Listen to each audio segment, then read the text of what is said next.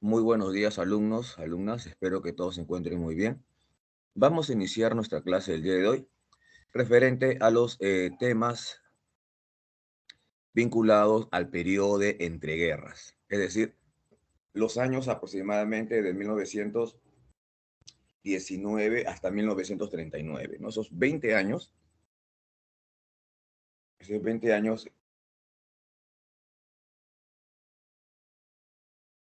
del final de la Primera Guerra Mundial y el comienzo de la Segunda Guerra Mundial. Esos 20 años. Pues se le va a conocer como el periodo de entreguerras, se le va a conocer así, periodo de entreguerras. Bien, vamos a iniciar entonces nuestra clase el día de hoy hablando de la Revolución Rusa. Que si bien es cierto, la Revolución Rusa estalló en 1917, pero se le considera dentro del periodo de entreguerras porque sus consecuencias, su consolidación va a ser en el periodo de entreguerras precisamente, en esta época que estamos hablando. Periodo de entreguerras, Revolución Rusa. Estoy compartiendo pantalla. ¿Se ve la pantalla, chicos? Pueden activar su audio, por favor, o escribir en el chat.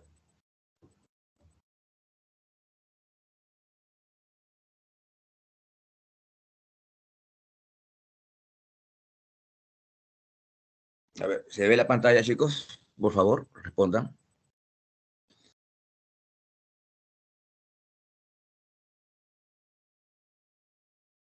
Ok.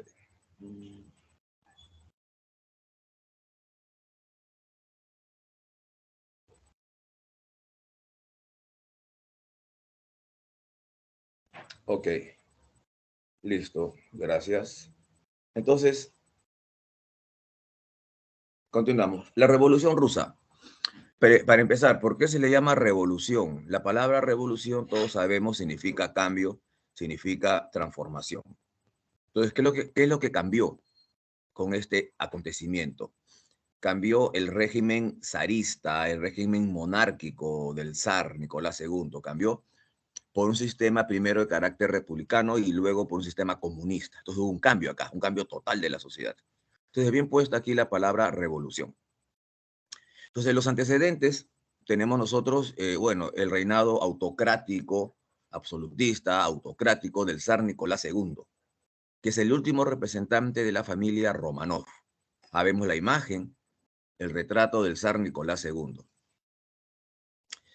Luego, la existencia de partidos políticos como el partido de los mencheviques. La palabra menchevique significa algo así como minoría, ¿no? Y bolchevique, en cambio, significa mayoría, pero no significa que unos son más, otros son menos, ¿no?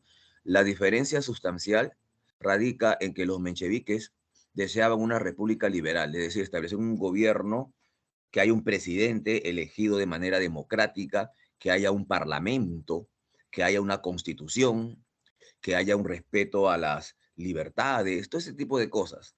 Eso deseaban los mencheviques, no como cualquier país, diríamos, la gran mayoría de los países actuales, ¿no? Un presidente elegido, digamos, constitución y todo eso. Eso querían los mencheviques. Los bolcheviques, en cambio, eh, deseaban un gobierno de carácter comunista.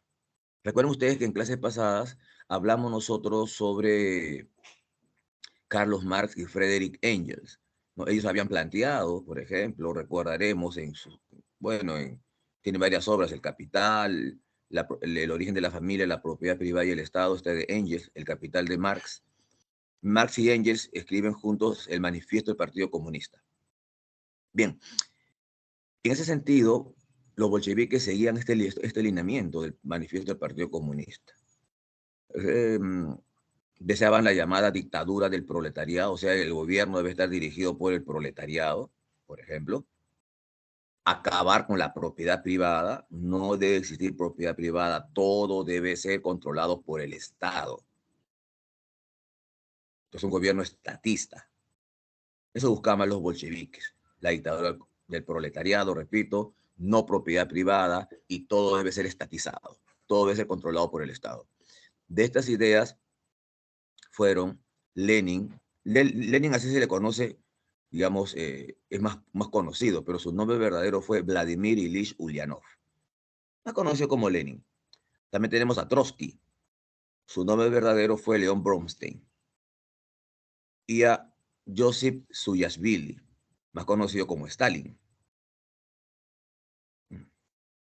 Josip Suyashvili,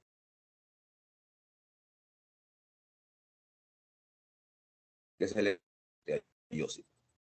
Estos son los líderes bolcheviques. ¿Hasta aquí alguna pregunta, chicos? ¿Alguna pregunta hasta aquí?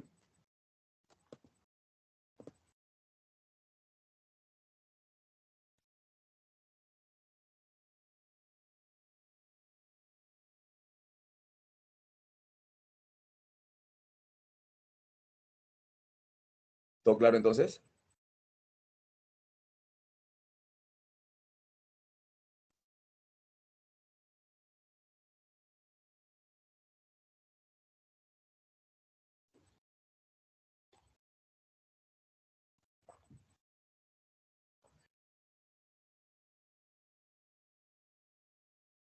Bueno, si no hay respuesta, continúo.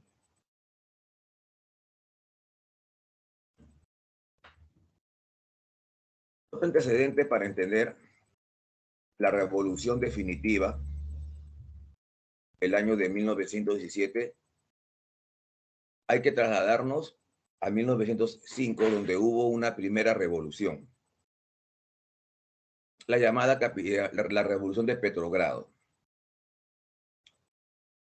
Esta revolución estalla en Rusia debido al fracaso de Rusia en una guerra que tuvo frente a Japón, por ejemplo. Un ratito, por favor.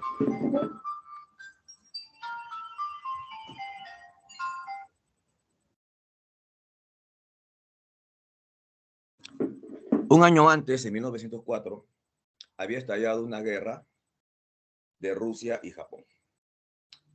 Rusia fue derrotada por los japoneses. No, Rusia se apodera de algunos territorios en lo que es Corea. Entonces, cuando se enteran en Rusia de este fracaso, de esta derrota frente a Japón, este fue el pretexto para que estalle la revolución en Petrogrado. Uno de los episodios más famosos de esta revolución de Petrogrado es el llamado Domingo Sangriento, donde el zar ordena disparar contra la población. La población había ido a llorar por sus muertos, ha ido con imágenes religiosas, ¿no?, a llorar por sus muertos, pero el zar lo malinterpretó. ¿No? El zar lo malinterpretó, pensaba que estaban sublevándose contra él. Entonces ordenó a la guardia imperial, a los soldados, disparar contra la multitud. Este hecho es conocido como el Domingo Sangriento. Entonces acá se inicia una revolución que a la larga terminó formándose los soviets, que son los consejos de obreros, campesinos y soldados. O sea, en todas las ciudades de Rusia se van a formar los soviets, que eran asambleas, consejos, ¿no?, en la cual participaban campesinos, soldados. De los soviets se elegían a los representantes para que integren la Duma. Profe, ¿qué cosa es la Duma? La Duma es el parlamento. Entonces, esta revolución de Petrogrado estaba llevando a Rusia a convertirse de una monarquía absolutista, autocrática que era, a una monarquía liberal. Sin embargo, como la Duma era de oposición, el zar disolvió las dumas que se habían convocado.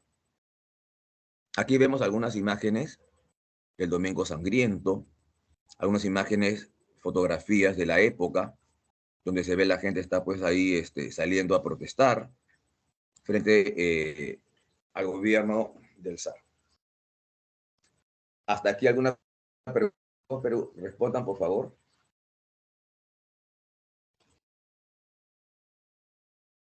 ¿Está claro hasta aquí?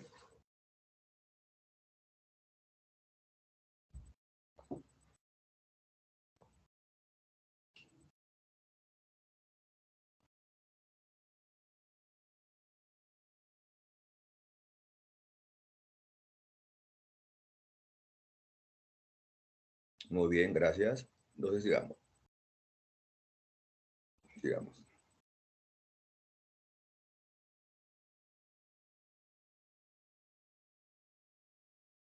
El año de 1917 fue un año clave en el desarrollo de la historia de Rusia. 1917, recuerden, es el año, el penúltimo año de la Primera Guerra Mundial. Ahora recordemos, ¿cómo fue la actuación de Rusia en la Primera Guerra Mundial? ¿Fue muy buena o fue de regular para mala? A ver, ¿quién me responde? ¿Cómo fue la actuación de Rusia en la Primera Guerra Mundial? Recordemos, ¿qué le pasó a Rusia en la Primera Guerra Mundial?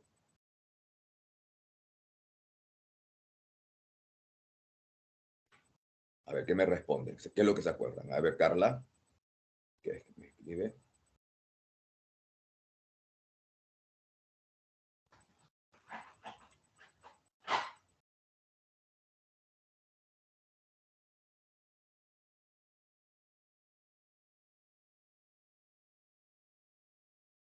Para mala, exacto, ¿no? Entonces, esto fue el pretexto, fue el pretexto para que estalle la revolución. O, claro, ya antes ya habían unas causas más profundas, ¿no? Como el hambre, la explotación, ese tipo de cosas ya había en Rusia. Entonces, esas fueron las causas fundamentales. Pero bastó esta derrota en la Primera Guerra Mundial para que esas falencias, para que eh, esos vicios de Rusia salieran a flote. Entonces, fracasa Rusia en la Primera Guerra Mundial. Estalla la revolución, el zar es obligado a abdicar, es decir, a renunciar al trono. Luego el gobierno, como dice ahí, recae en varias manos, ¿ah? En varias manos recae el poder. Sin embargo, para 1916, en abril de ese mismo año, Alejandro Kerensky del partido menchevique formó un nuevo gobierno. Recuerden que los mencheviques eran personas, eran republicanos liberales, ¿no? Querían una república, un presidente, una constitución, un respeto a la propiedad privada, en fin. Él toma el poder. Sin embargo, Alejandro Kerensky deseaba seguir participando en la Primera Guerra Mundial. Él deseaba todavía eso, seguir participando en la Primera Guerra Mundial. Se estarán preguntando ustedes, profe, pero qué terco, ¿cómo va a desear seguir peleando en la Primera Guerra Mundial si ya estaba muy mal para Rusia? Vamos a analizar si el punto de vista de Alejandro Kerensky era una idea desfachatada, era muy terco. Recuerden, 1917. ¿Qué país, qué potencia entró recién, declaró la guerra a Alemania en 1917? ¿Recuerden qué potencia declaró la guerra a Alemania en 1917? Porque ya estaban peleándose, recuerden, Inglaterra, Francia, Turquía, Austria-Hungría, todos estaban peleando, pero recién en 1917 una potencia entra en la guerra. A ver, ¿qué me han escrito en el chat?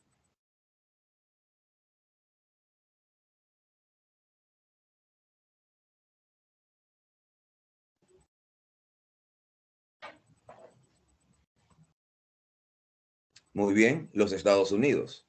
Exacto, muy bien chicos, muy bien lo que han respondido Estados Unidos, excelente, los Estados Unidos. Entonces, y recuerden a qué frente iba a intervenir, perdón, Estados Unidos.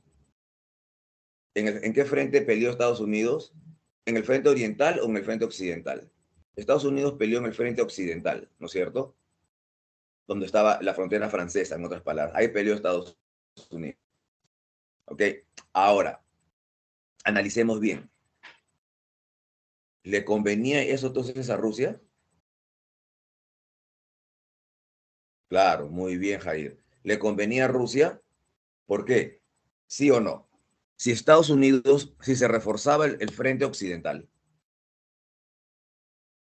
con la presencia norteamericana allí, esto tenía que obligar a los alemanes a enviar más tropas al frente occidental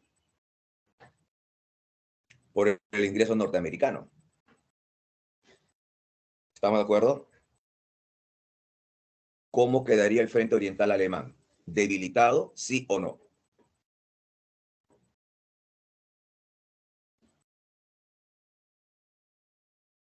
¿Sí o no, chicos? ¿Quedaría debilitado?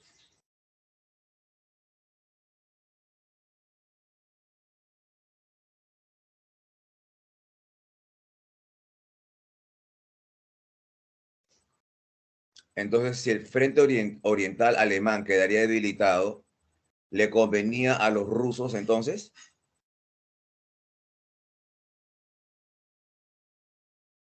¿Les convenía a los rusos? ¿Qué dicen? ¿Les convenía a los rusos entonces?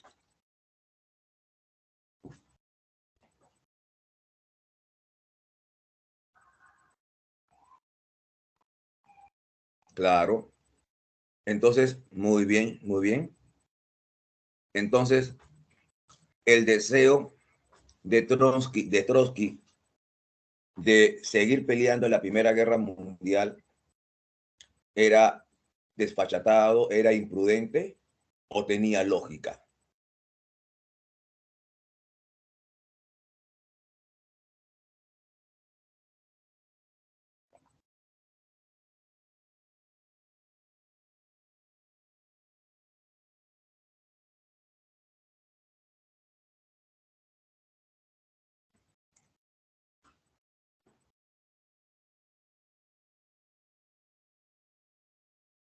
Claro, muy bien, Jair. Era lógico, ¿no? Creo que cualquier persona, ¿no es cierto?, con dos dedos de frente se darían cuenta de que eso le convenía a Rusia. Sin embargo, los bolcheviques le hicieron una tremenda propaganda antibélica. Asesino, que quieres matar a la gente, que tú eres así, que eres asá, que el otro. Y definitivamente, por eso que el gobierno de Kerensky fracasó. Ahora, antes de continuar, un detalle. ¿Han visto las fechas? La etapa menchevique es ahí 26 de febrero de 1917, entre paréntesis dice 11 de marzo.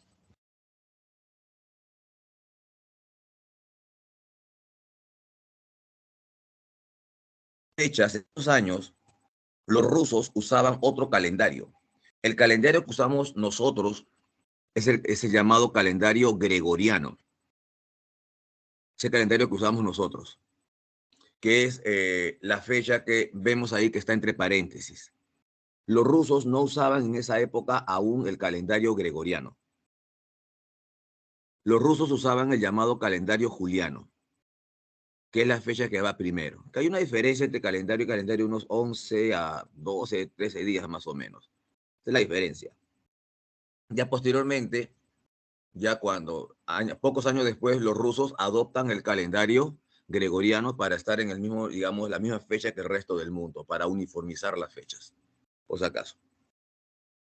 Bien, entonces dijimos que el gobierno de Kerensky, el gobierno menchevique, fracasó por su deseo de seguir peleando en la Primera Guerra Mundial.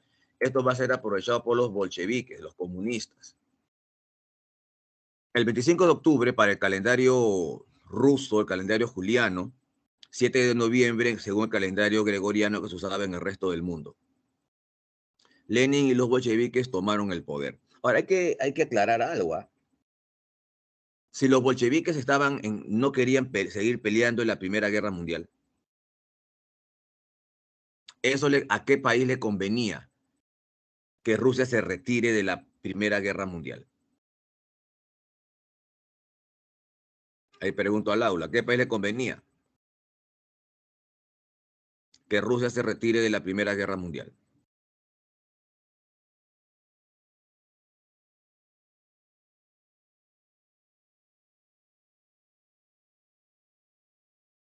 Muy bien, a Alemania, excelente, a Alemania.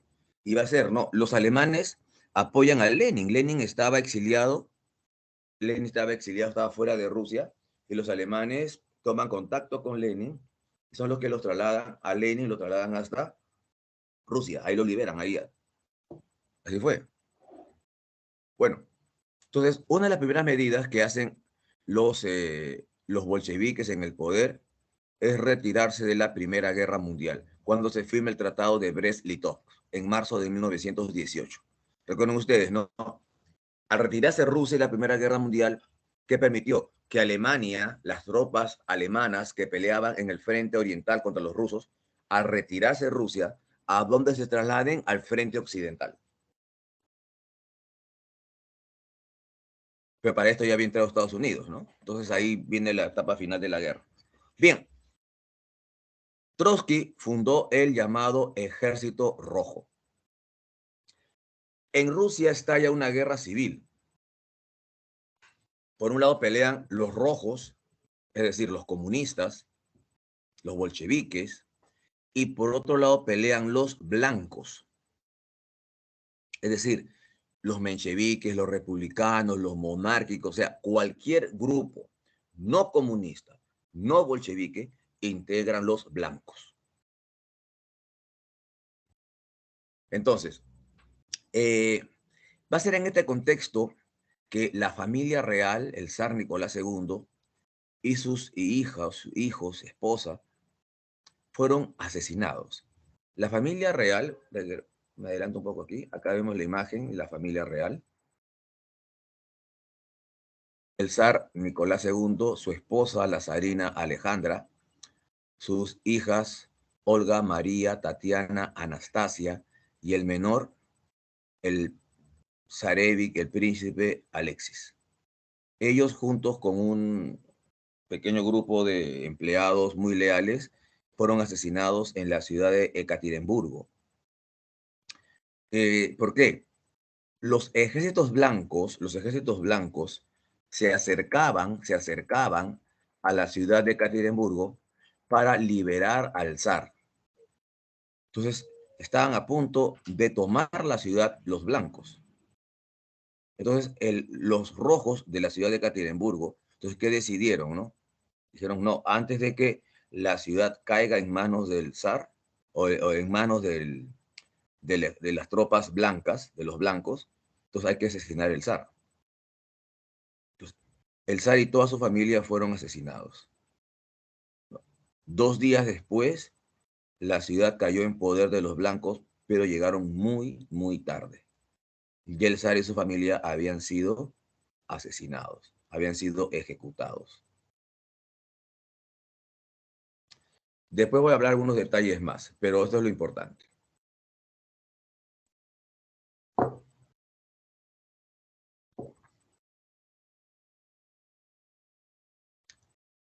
Una de las primeras medidas que van a hacer es la estatización de los medios de producción, es decir, las tierras, los bancos, las minas, las empresas, las industrias, todo pasan a mano del Estado. Desaparece la propiedad privada. El partido bolchevique cambió de nombre por el Partido Comunista. Ya les dije de esta guerra civil, los rojos contra los blancos. Triunfan los rojos, los comunistas, porque estamos hablando de una revolución comunista. En 1921, Lenin estableció el NEP, profe, ¿qué es el NEP? El nuevo plan económico. Fue una vuelta atrás, me refiero, ¿no? Los comunistas plantean todo debe ser estatizado. Sin embargo, en el nuevo plan económico estas medidas no dieron resultado, entonces Lenin estableció el NEP. ¿Qué significa esto, no? De que se permite la propiedad privada. Las empresas pequeñas vuelven a sus antiguos dueños. Las grandes empresas se estatizan, pero las pequeñas vuelven a sus antiguos dueños. Para 1922, Rusia cambió de nombre por la Unión de Repúblicas Socialistas Soviéticas. Ese es su nombre oficial, la Unión de Repúblicas Socialistas Soviéticas, que a lo largo de los años van a ir formando en total 15 repúblicas socialistas soviéticas, dirigidas por Rusia. Todo junto se llama la Unión Soviética, Unión de Repúblicas Socialistas Soviéticas. Para 1924 muere Lenin. Lenin muere de una enfermedad llamada esclerosis múltiple, enfermedad neurológica. Al morir Lenin, se inicia una pugna por el gobierno, por el poder entre Trotsky y Stalin. Ambos tenían puntos de vista muy diferentes. Trotsky era partidario de difundir la revolución a nivel del mundo, ¿no? Difundirlo todo, ¿no? Formar diversos países comunistas bajo la tutela de la Unión Soviética. Entonces decía, ¿no? Formar, establecer. En cambio, Stalin decía, no, comunismo en un solo país. O sea, Stalin era de la idea de formar, de fortalecer el comunismo en Rusia y que Rusia sea el país líder, el referente, el que dirija el comunismo en todo el mundo. En cambio, Trotsky decía, no, que cada país debe tener su propio gobierno comunista. Cada país. Entonces, son puntos de vista diferentes, ¿no? No, él decía, pues, la revolución, expandir la revolución en el mundo. El otro decía, no, el comunismo en un solo país, que sea Rusia y o que la Unión Soviética, en este caso, dirija al resto, que es el país que mande al resto del mundo. Esa es la pugna ideológica entre Trotsky y Stalin. De esta pugna, tanto ideológica como política, triunfa Stalin. Y se inicia el gobierno de Stalin. Un gobierno que duró 29 años, es la famosa dictadura de Stalin.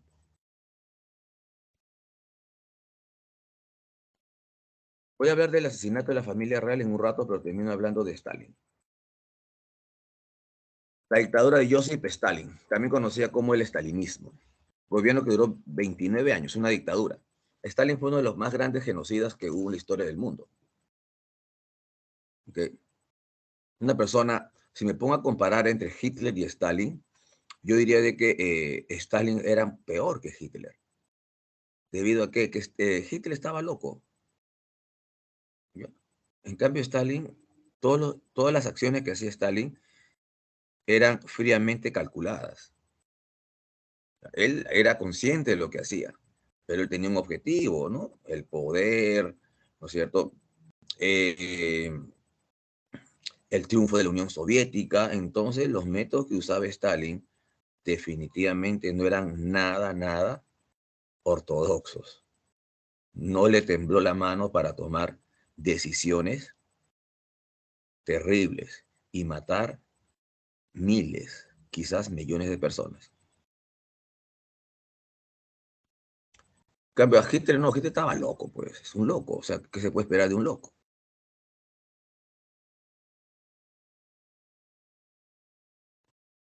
Entiendo, comprendo, no estaba loco, no sé, el otro no estaba loco, el otro era consciente de lo que hacía.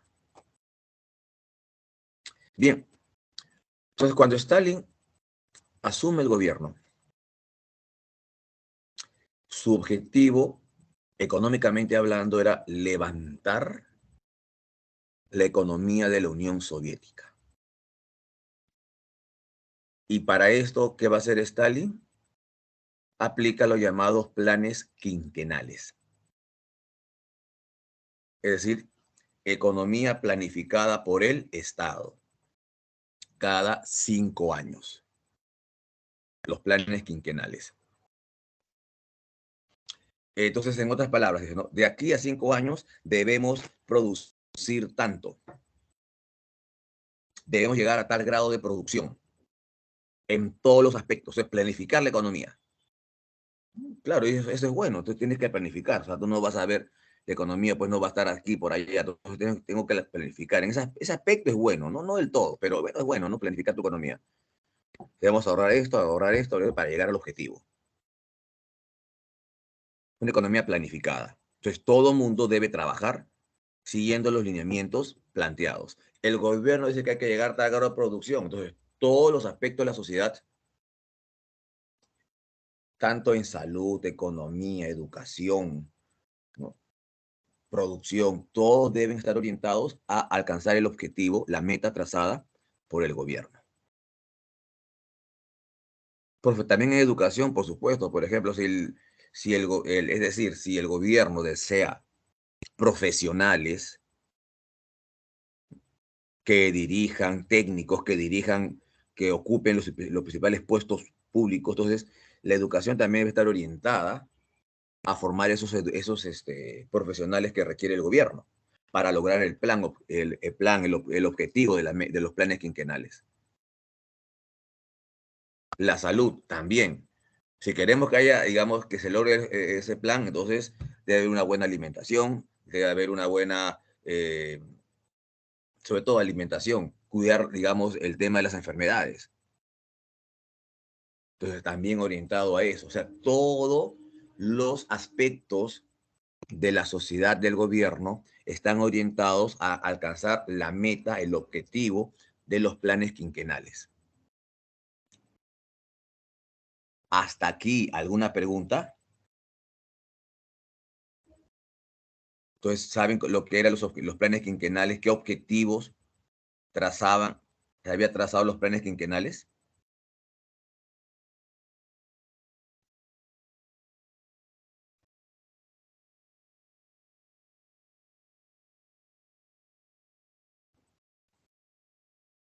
Muy bien, Carla. Entonces, continuamos. El primer plan quinquenal se estableció en 1918. Perdón, 1928, que estoy hablando, 1928. Y concluyó para 1933. Fue un gran éxito estos planes quinquenales.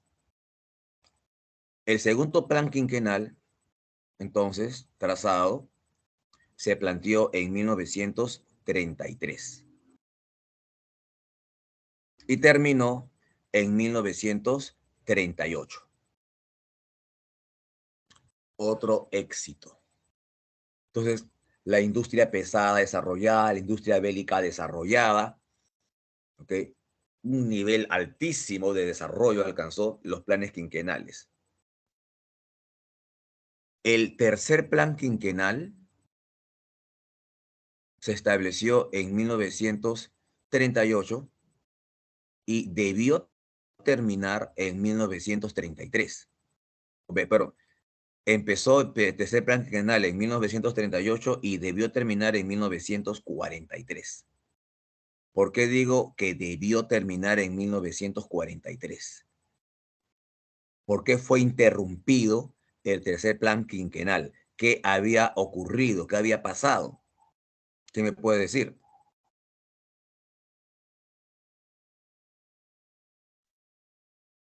Si el tercer plan quinquenal se inició en 1938, debió terminar en 1943.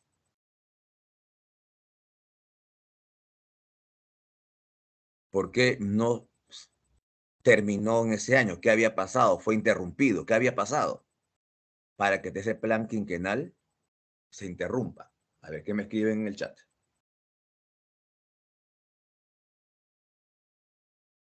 Ajá, muy bien, Jorge, muy bien. Por la Segunda Guerra Mundial. Muy bien, Jorge, muy bien, Jair. El ingreso de Rusia en la Segunda Guerra Mundial, ¿no? Que fue totalmente interrumpido por esa razón. Sin embargo, muy bien, Jair, muy bien, Jorge. Sin embargo, estos planes, los dos anteriores, fueron un éxito total y lograron poner a la Unión Soviética dentro de las potencias de aquel entonces. Dentro de las potencias de aquel entonces estuvo la Unión Soviética. El único país que ligeramente superaba a la Unión Soviética en Europa en aquellos años fue la Alemania nazi, que la superaba en algunos aspectos, pero en el resto la Unión Soviética logró un gran desarrollo. Ahora, acá sale algo muy interesante para que vean ustedes lo frío lo calculador que era Stalin. Naturalmente que mucha gente con esta dictadura de Stalin, o como dice ahí, el resultado de los planes quinquenales fue muy exitoso, pero tuvo, ojo, un altísimo costo humano. Miles, hay quienes señalan de millones de personas fueron muriendo debido a este tipo de economía, de trabajos forzados al cual eran sometidos. O sea, esta dictadura de Stalin tiene dos caras, es una moneda con dos caras. Por un lado vemos un éxito total, porque económicamente lograron sus objetivos, se lo superaron, pero por otro lado, un altísimo costo humano, un altísimo costo humano. Mucha gente murió, se cuenta en millones, ¿ah? Ahora, pero para que vean a lo que iba, para que vean lo frío, lo calculador que era Stalin. ¿Ah? Stalin, entonces mucha gente pues tuvo que huir de la Unión Soviética, tuvo que huir de Rusia, perseguidos por la dictadura de Stalin. Esto es lo llamados disidentes, que huyen, ¿no? Porque Stalin persiguió a mucha esta gente. ¿Ok? Y a esta gente, por ejemplo, los mandó a juzgar. Dijo, no, dijo Stalin, no, aquí en el Partido Comunista de la Unión Soviética, hay muchos enemigos, están en contacto, brindan información a nuestros enemigos, a Alemania, brindan información a Japón. Entonces, no, hay que purgar el Partido Comunista. Acá hay mucha gente, traidores. Y, y entonces Stalin comenzó pues la persecución dentro de su partido, dentro del partido comunista comenzó las purgas. Es más, ¿no? Eh, Trotsky, Trotsky, que era el, el rival original de Stalin, él tuvo que huir, fue llevado a la Siberia, encarcelado, luego él huyó, se fue a México. Y 2 años después Trotsky murió pues por orden de Stalin. Bien, pero dentro del Partido Comunista hubieron ese tipo de situaciones. Entonces Stalin los perseguía, entonces veía, no, este es posible enemigo mío. Entonces lo acusaba de traición, lo acusaba de brindar información a los enemigos, de espía del enemigo, y los mandaba a matar. Entonces mucha gente, no solamente de otro partido, gente del gobierno, gente del ejército, fueron perseguidos por Stalin porque Stalin los veía como posibles rivales y los mandaba a perseguir. Los apresaba y los juzgaba. Como ese fueron famosos los juicios de la ciudad de Moscú contra varios dirigentes del Partido Comunista, contra varios oficiales del ejército, a los cuales Stalin los acusaba, ¿no? De espía, de brindar información al enemigo, de ser traidores. Y muchos de ellos fueron ejecutados. Muchos de ellos fueron ejecutados. Muchos, muchos. Ahora, a lo que iba, lo frío, lo calculador que era Stalin. Entonces, mucha gente huyó, perseguida por Stalin. Pero otra gente, supuestamente disidente, supuestamente perseguido por Stalin,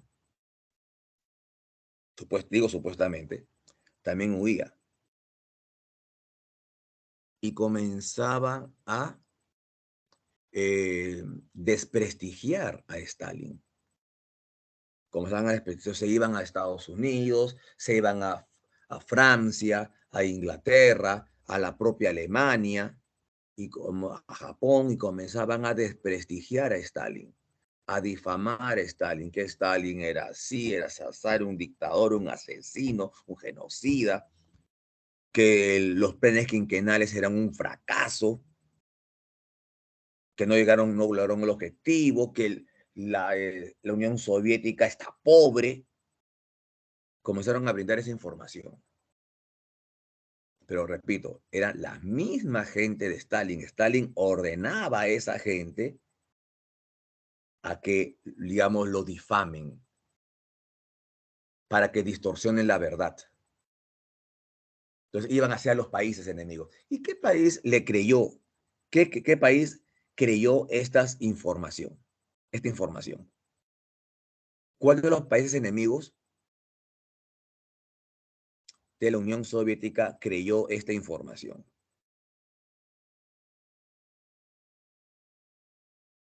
¿Alguien sabe? Creyó esta información errada, ¿no?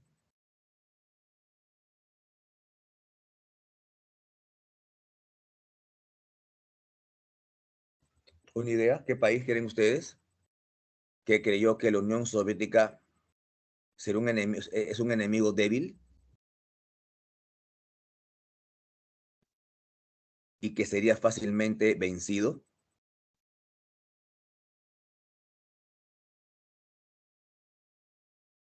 ¿Una idea? ¿Qué país?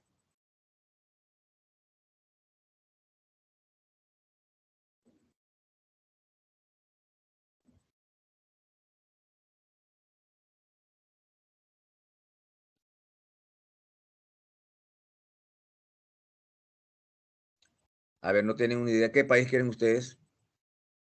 ¿Con qué país se enfrentó la Unión Soviética en la Segunda Guerra Mundial?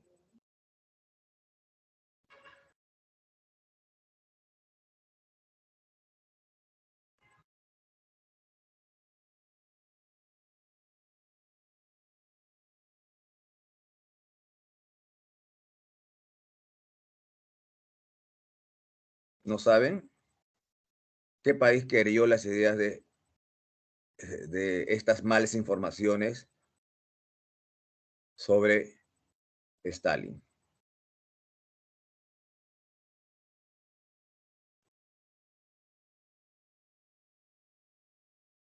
Muy bien, Jair, Alemania. Hitler se la creyó. Entonces Hitler pensó, vencer a la Unión Soviética va a ser fácil. Cuando Alemania invade la Unión Soviética en la Segunda Guerra Mundial, que encontró un país poderoso, un país fuerte. Entonces Hitler pensó, compro la información que me habían dado es errada, sí, y tú te la creíste. Y mira lo que pasó en la Unión Soviética, Alemania perdió. Así de frío calculador era Stalin. Bien, de esto, de la actuación de Alemania en la Unión Soviética voy a hablar en un ratito. Pues voy a terminar de hablar esta cosa de aquí, ¿no? El asesinato de la familia real. Asesinato de la familia real. Repito, la familia real fueron llevados de ciudad en ciudad. Fueron llevados de ciudad en ciudad. Fueron llevados a la familia real, de ciudad en ciudad, para evitar caer en manos de los blancos, para que los blancos los liberen. Y en la ciudad de Caterimburgo fueron asesinados. Todos fueron asesinados. Nadie sobrevivió. Nadie. Fueron acribillados y los cuerpos enterrados a las afueras de la ciudad. Sin embargo, años después aparecieron varios impostores que desean ser, pues, uno de los sobrevivientes de esta terrible matanza. Varios aparecieron mujeres que decían ser Olga, apareció Tatiana, otra hija, pero la más famosa de las impostoras que aparecieron fue una mujer que decía ser Anastasia. Como estamos viendo la imagen, que vemos la verdadera Anastasia y vemos la otra Anastasia. Definitivamente no se parece en nada. No se parece en nada. No se parece en nada. Bueno, pero la prensa, mmm, bueno, ustedes la prensa por vender, ¿no? Sacan información y se le da mucha cabida. Y no siempre va a ser exacta. Sin embargo, quedó la duda, ¿no? Por otro lado, que me dio la duda, ¿será o no? Porque nunca fue reconocida, pero quedó la duda, ¿no? Si es o no la verdadera Anastasia, en fin, ¿no?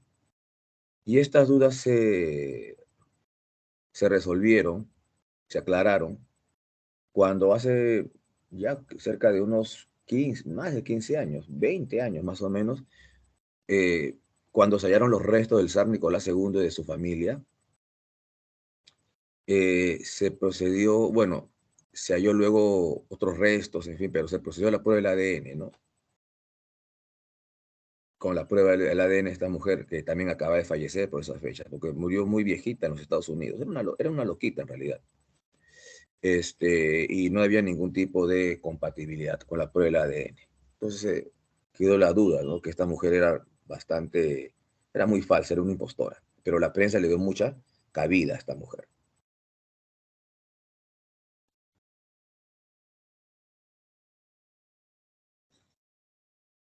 Veamos. Esto es importantísimo. Por favor, chicos, presten atención en esto que voy a explicar. ¿Okay? El pacto Ribbentrop-Molotov, también conocido como el pacto de no agresión, entre la Unión Soviética Comunista y la Alemania nazi. Dos países enemigos firman un pacto de no agresión. Ojo, siempre a los chicos les explico así de esta forma para que me entiendan. Cuando ustedes estaban en colegio, por ejemplo, ¿les convenía pelearse en horario escolar?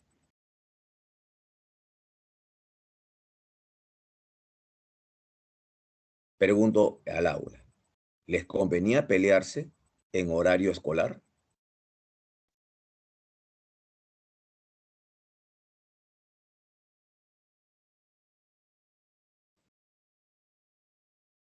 A ver, nadie responde. A ver qué me dice Carla. Ajá, muy bien, Carla. No, en la salida, dice. Perfecto. Todo el mundo ya a la salida, dicen, a la salida. Muy bien. No, pues me suspenderían. En cambio, muy bien, Jay. Entonces, ¿qué se decía? Como dice Carla, a la salida. ¿No es cierto? Todo el mundo dice, a la salida, a la salida. Ahorita no, a la salida. Nos vamos al parque de la vuelta y ahí nos peleamos, pero ahorita no. No, llegaban los profesores, directores, ¿se van a pelear? No, no, no, no, no, decían, no, no, no. Ah, ya no van a pelear, no van a pelear. A la salida buscaban un lugar al parque de la vuelta y se peleaban. Perfecto. Entonces entendieron la idea, entendieron el mensaje. Este pacto firmado entre la Alemania nazi y la Unión Soviética Comunista, el pacto Ribbentrop-Molotov, que es el nombre de los firmantes, ¿ok? Ribbentrop, ¿ok? Por parte el ministro de Asuntos Exteriores de Alemania, y Molotov, no, Grigori Molotov, el ministro de Asuntos Exteriores de la Unión Soviética. Firman este pacto, pacto de no agresión. Pocos días antes del estallido de la Segunda Guerra Mundial, se firma este pacto. Vean ustedes el 22 de agosto de 1939. La Segunda Guerra Mundial estalló el 1 de septiembre, o sea, una semana antes. Estos dos países enemigos firman un pacto de no agresión. Ambos países, como dice, acordaban repartirse Polonia, como estamos viendo ahí, Polonia. Está el territorio polaco, la mitad de Polonia, prácticamente la mitad de Polonia, una parte de Polonia para la Alemania nazi y la otra parte para la Unión Soviética. Entonces, todos los países enemigos acordaban eso. Ahora, como dice ahí, ¿qué ganaba Alemania? Además de apoderarse de la mitad de Polonia, Alemania no peleaba en la Segunda Guerra Mundial en dos frentes. Recuerden ustedes, Alemania en la Primera Guerra Mundial no peleó en dos frentes, frente oriental contra los rusos, frente occidental contra los franceses. Entonces, esta Segunda Guerra Mundial, Alemania no va a caer en el mismo error de pelear en dos frentes. Entonces, ¿qué le convenía a Alemania? Concentrar todo su poder en un solo frente y no pelearse con los soviéticos, con los rusos. Entonces, eso buscaba Alemania, no pelear en dos frentes. ¿Qué ganaba la Unión Soviética? Los soviéticos ganaban territorio sobre Polonia, Finlandia, pero los soviéticos, ¿ok? ¿Qué ganaban? Ganaban tiempo. Recuerda de que estaban en su tercer plan quinquenal. Ganaban tiempo para prepararse, para luchar contra Alemania, para armarse aún más.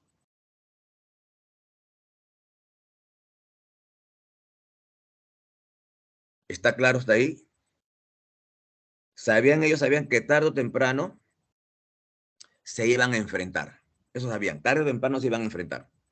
Pero en ese momento, a ninguno de los dos les convenía pelearse. Uno no quería pelear en dos frentes y el otro quería tener tiempo para prepararse, además de los territorios, ¿no?, que obtenían cada uno de ellos.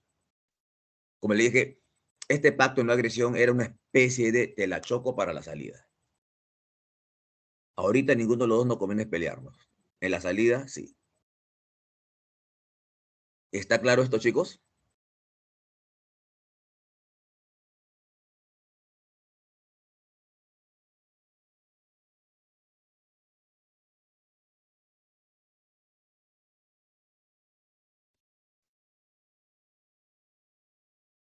Muy bien, muy bien, Carla. La única que me respondió es Carla. Gracias, Carla. ¿Qué me dice el resto del aula?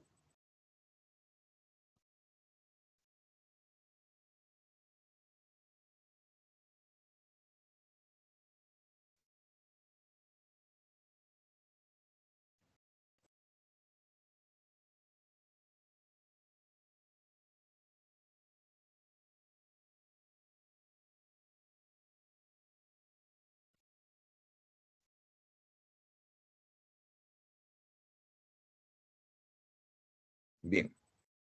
Vemos, por ejemplo, le hicieron una especie de meme sarcástica de Hitler y Stalin casándose. Siempre el humor está presente, ¿no? Ok, gracias, Jair. Vean ustedes, Hitler y Stalin casándose.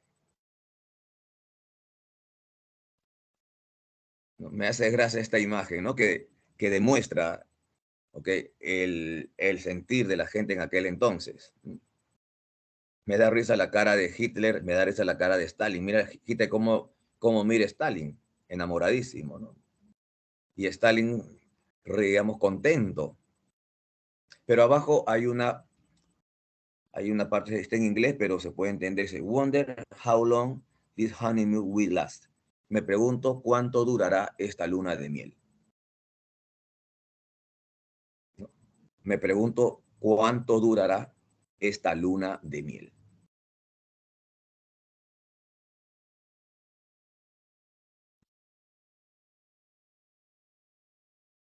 Así es la guerra, pues chicos, ¿no?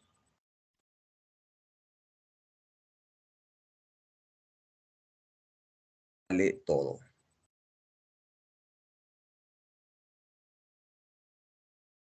Muy bien.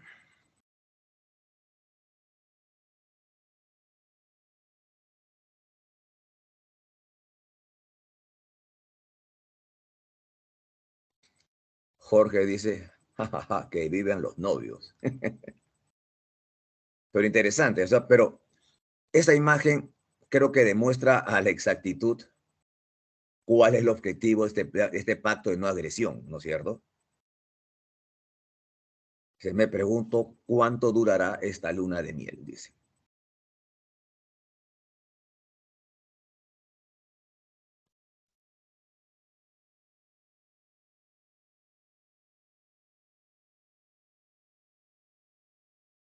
Pasamos a hablar ahora de otro dictador europeo de esos años, pero de una ideología diferente, pero igualmente dictatorial.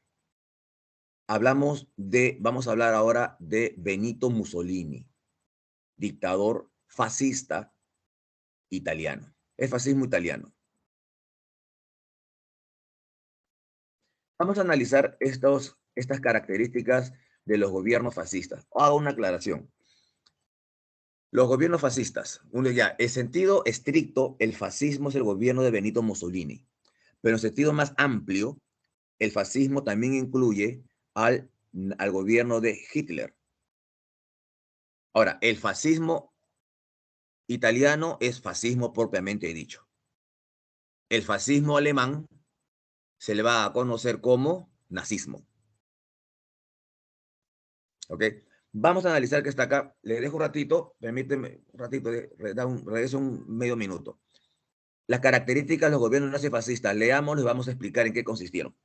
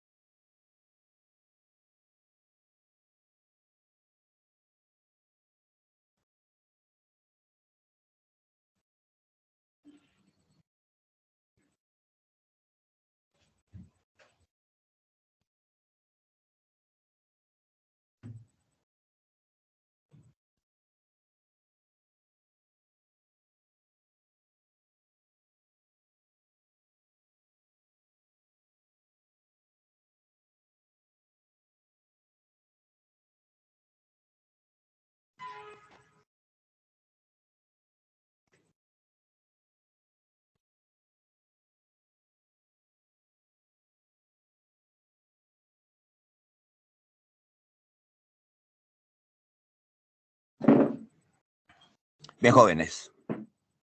Ahora sí. Entonces, las características de los gobiernos nazifascistas. En primer lugar, dice Estado vertical y totalitario. ¿Qué significa eso? Dictadura. Solamente debe gobernar un solo partido. Por ejemplo, ¿no? En Italia el único partido que había oficial era el partido fascista de Benito Mussolini. Y no se permitían otros partidos, sobre todo los partidos comunistas estaban totalmente perseguidos. Y de igual manera en Alemania, es un gobierno totalitario, un solo partido, el partido nazi. Ahora, el gobierno de Stalin también era un gobierno totalitario, porque solamente.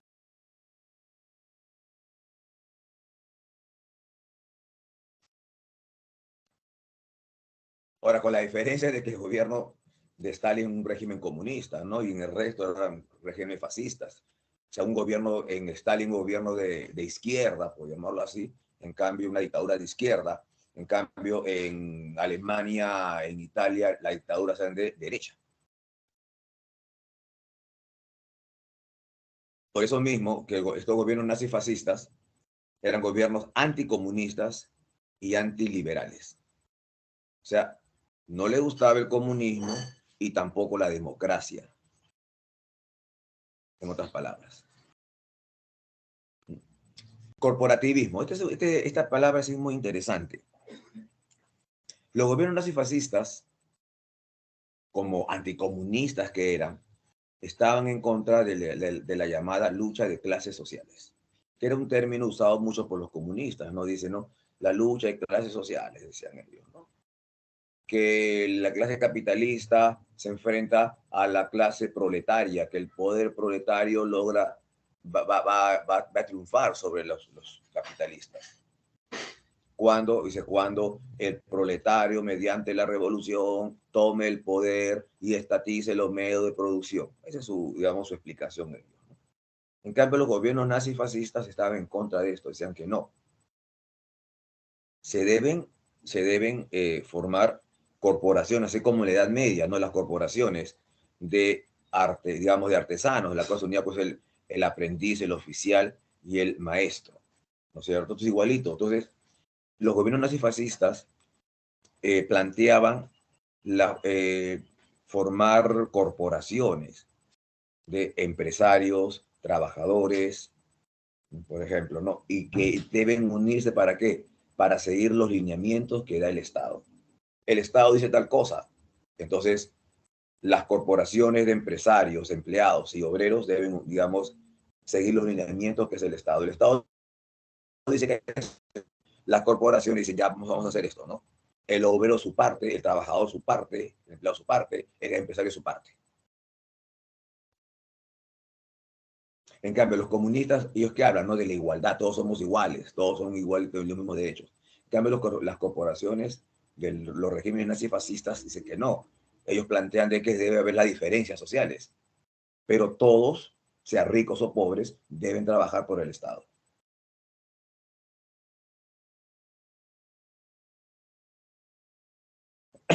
Chauvinismo. ¿Saben lo que significa chauvinismo, jóvenes?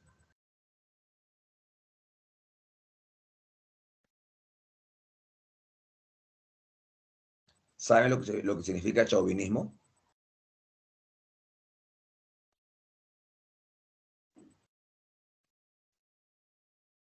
Chauvinismo significa nacionalismo, pero un nacionalismo exagerado.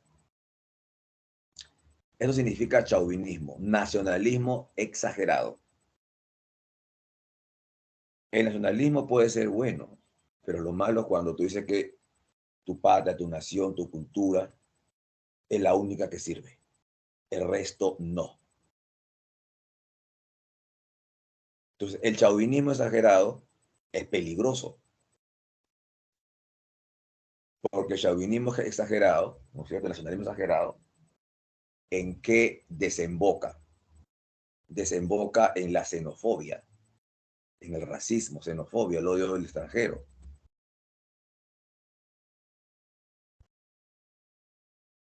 No, no, pues no, Raúl, chavismo no, chauvinismo, de chau, Chauvinismo. ¿Ok? Chauvinismo. Entonces, ese chauvinismo es el nacionalismo exagerado que desemboca en la xenofobia, en el odio al extranjero y en el racismo. Entonces, esto es un ejemplo clarísimo de en Alemania, por ejemplo, quiénes fueron las víctimas de esta política xenófoba, ¿no? Chauvinista de Adolfo Hitler, por ejemplo. ¿Quiénes fueron las víctimas? ¿Qué pueblo fue la víctima? Los judíos. Los judíos, exacto, los judíos. Los judíos. ¿No? También Polonia, también, ¿no es cierto? Exacto, muy bien. Entonces, eso ya se dan cuenta ustedes de lo que persiguen estos gobiernos. Mesianismo o culto al líder. Ajá. La palabra del líder es ley y se cumple. En Alemania a Adolfo Hitler le decían el Führer. En Italia a Benito Mussolini le decían el Duce. En España a Francisco Franco le decían digamos, le decían el generalísimo. Es el culto al líder. La búsqueda del espacio vital es otra palabra para expresar, el espacio vital es otro término, no palabra, otro término para expresar el imperialismo, el expansionismo. Entonces, en vez de decir imperialismo, dominio de un país mayor sobre un país menor, dice, no, no, no, no. Suena mejor espacio vital, como una necesidad digamos, del Estado expandirse para satisfacer sus necesidades.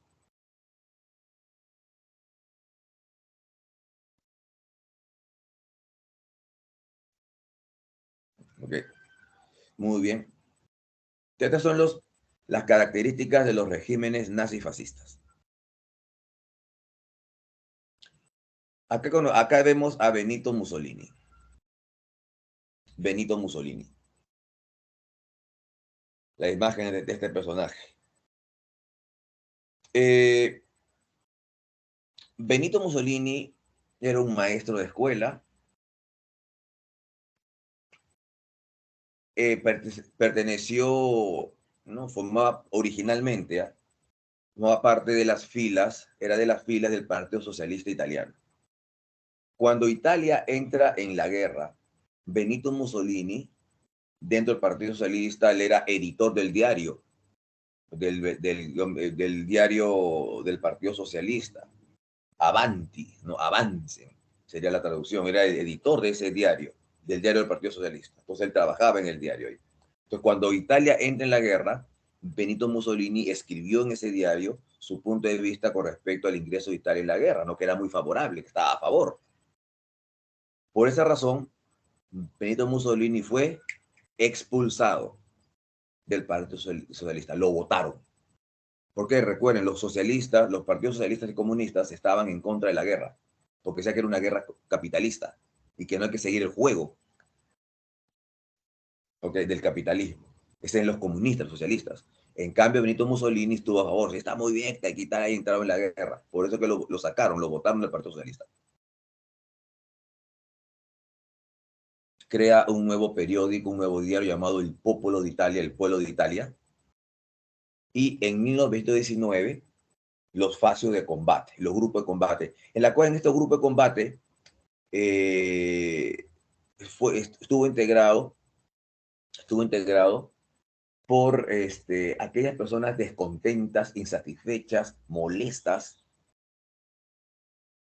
con el resultado de la Primera Guerra Mundial. Recuerden ustedes, si bien es cierto, Italia formó parte de los grupos vencedores de los partidos, o perdón, de los países vencedores de la Primera Guerra Mundial, pero a Italia no le dieron todo lo que pedía.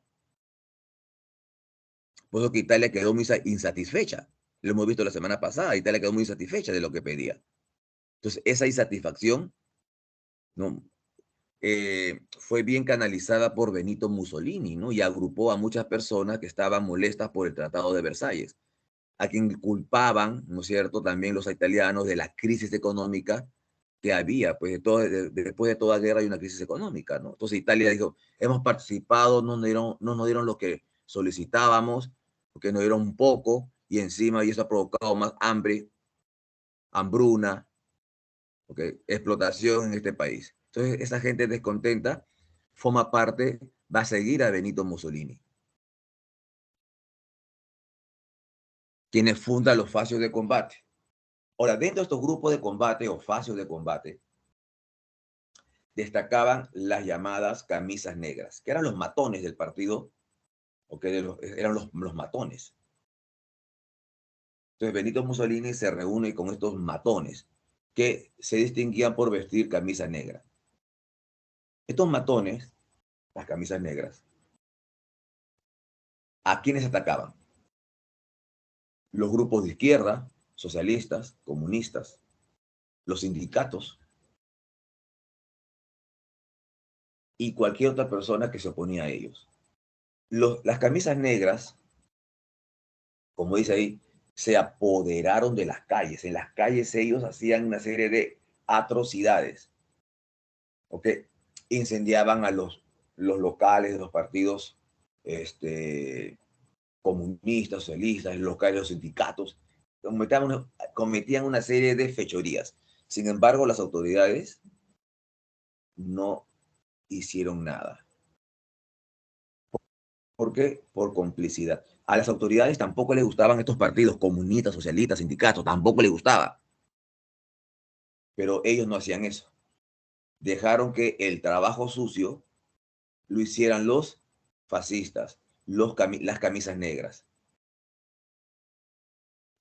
Entonces luego ellos se lavaban la mano. Yo no fui, fueron ellos. Voy a buscar a los matones esto, lo voy a juzgar. No hacían nada.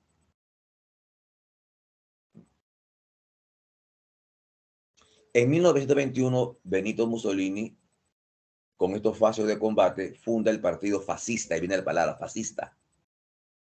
Dentro del partido fascista, Benito Mussolini fue declarado guía, ¿no? Conductor, ¿no? Que en italiano se lee duce, se escribe duce, se lee duce.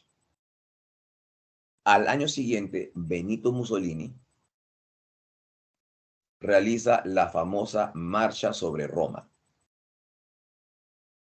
con la cual, con esta marcha sobre Roma, Benito Mussolini se apodera del gobierno.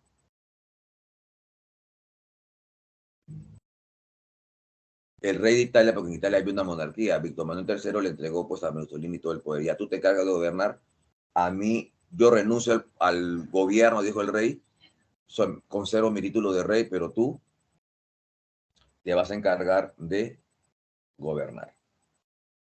Acá vemos algunas imágenes de la marcha sobre Roma. Vemos a Benito Mussolini.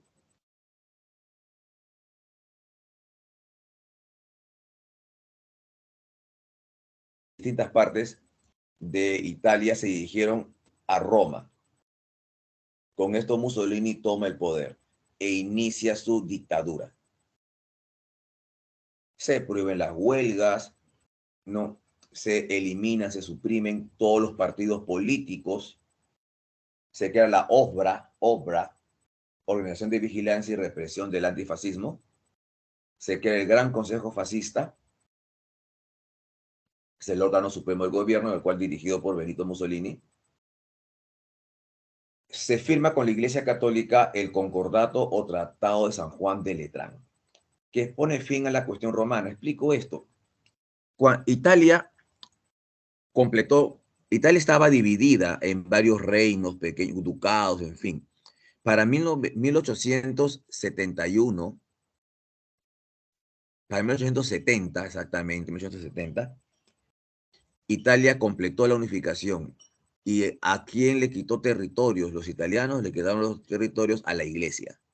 La iglesia era dueña de la parte central de Italia. Entonces Italia, pues eso impedía a los italianos unificarse.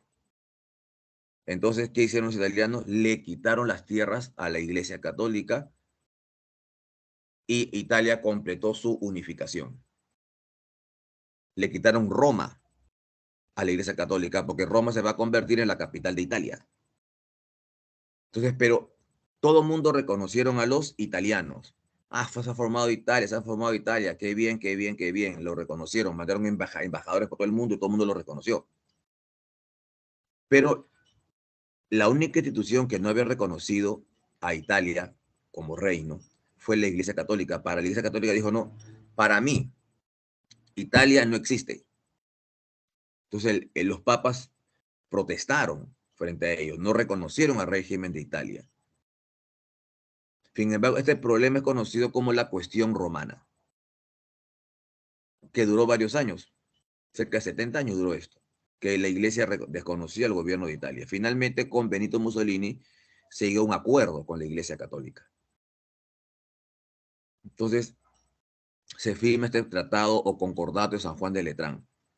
Se pone fin al problema entre la Iglesia Católica y el Estado italiano, conocido como la cuestión romana. Y el Estado italiano reconoció al Vaticano como Estado pontificio. Le dijo, mira, todo lo que tenías antes no te lo voy a entregar, pues no te pases. Reconozco como Estado pontificio la Plaza de San Pedro, que son 44 hectáreas. Ya, eso le devuelvo a la iglesia, el resto no. Llegaron a ese acuerdo. En busca del espacio vital, es el expansionismo, Italia invadió Etiopía o Abisinia, estamos viendo el mapa en el África, y luego Albania en Europa.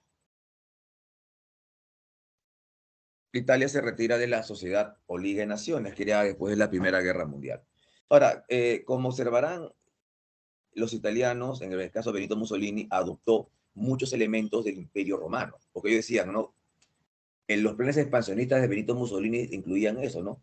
El Imperio Romano, el nacionalismo. Por ejemplo, vemos aquí el águila imperial, que es el símbolo del Imperio Romano, ¿no? Las tropas, las legiones romanas llevaban el águila imperial. Entonces ellos ese tipo de cosas lo adoptan, Benito Mussolini, apelando al nacionalismo, ¿no es cierto? Somos herederos del Imperio Romano, entonces todo lo que pertenece al Imperio Romano debe ser de nosotros, hay que expandirnos, recuperar las tierras que pertenecen al Imperio Romano. Entonces es parte de su argumento para aglutinar a las masas. Acá vemos también a Benito Mussolini saludando al estilo romano, ¿no? Con el brazo en alto. Como se saludaban los soldados, ¿no? De la época romana. Aquí pasamos al nazismo, Alemania. Recuerden ustedes que la semana pasada hablamos del Tratado de Versalles y dijimos que el Tratado de Versalles fue un tratado demasiado severo con Alemania. ¿Estamos de acuerdo? ¿Se acuerdan? Dijimos eso la semana pasada. Que el Tratado de Versalles fue demasiado severo con Alemania. Dijimos eso. Recuerden ustedes, hasta el extremo de que a los alemanes los obligaron a firmar ese tratado. Ellos, los alemanes, no redactaron el tratado. No le permitieron el ingreso a los alemanes a la redacción del Tratado de Versalles. Solamente los ganadores firmaron, redactaron el tratado y se lo dieron a los alemanes para que lo firmen. Léelo y fírmalo. Entonces, los alemanes consideraron que el Tratado de Versalles era una imposición. El tratado fue demasiado severo con Alemania. Fue demasiado severo con Alemania. ¿Ok? Muy severo. Claro. Ojo, hago una aclaración. Alemania firmó el tratado, pero no lo redactó. Lo obligaron, a los alemanes los obligaron a firmar el tratado, pero no lo redactaron. Muy bien. Entonces ahí está el origen, básicamente, del nazismo. El descontento por la derrota y por ese tratado de Versalles, que era muy injusto con Alemania. Entonces, vamos a ver los antecedentes para entender. La vida política de Alemania se vio afectada por esta condición. Es lógico, el tratado muy injusto, ¿no? Encima, pues, le quitaron todo a Alemania y tenía que pagar luego pues a Alemania los gastos de la guerra. Esto que originó una terrible crisis económica en Alemania. Entonces, prácticamente no había clase media, habían o ricos o pobres, y la gran mayoría era pobre. Entonces, esta gente pobre va a decir, caramba, ¿no? Entonces, se va a sentir descontenta y satisfecha y va a buscar soluciones. Una de las soluciones, el comunismo. Sí, comunismo, para que solucione esta crisis. Otra solución, el nazismo. ¿Saben ustedes? Esta gente empobrecida se dirige a estos partidos, que poco a poco van a ir aglutinando a los descontentos. Ahora, por otro lado, no hay que olvidar de que la guerra es un negocio. Los países ganadores, o sea, ¿qué van a hacer? Entonces, en este caso, ¿a qué me refiero? Estados Unidos, ¿qué va a hacer Estados Unidos? Bueno, gané la guerra, entonces voy a ampliar mis mercados. Voy a ampliar mis mercados. ¿No? Antes mi mercado estaba en América, una parte del Asia, ahora quiero ampliar mis mercados, como gané, en Europa. La guerra ya terminó, entonces voy a invertir en Alemania, donde veo un buen mercado. Entonces Estados Unidos invierte, coloca sus capitales en Alemania. Y esto en cierto modo como que va a mejorar en algo la economía de Alemania. Exacto, Raúl, exacto.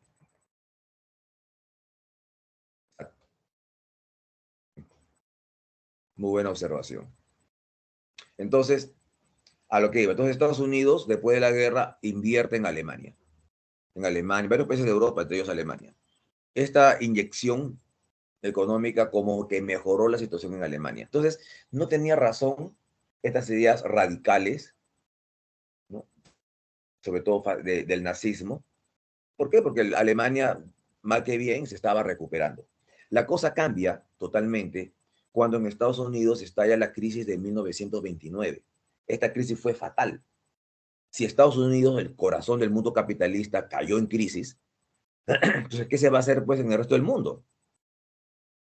Entonces, Estados Unidos se vio obligado ¿qué? A retirar sus capitales, los capitales norteamericanos, se retiraron de los países que había invertido. Entonces, por lo tanto, Estados Unidos retira sus capitales de Alemania, lo que va a originar una terrible, terrible crisis.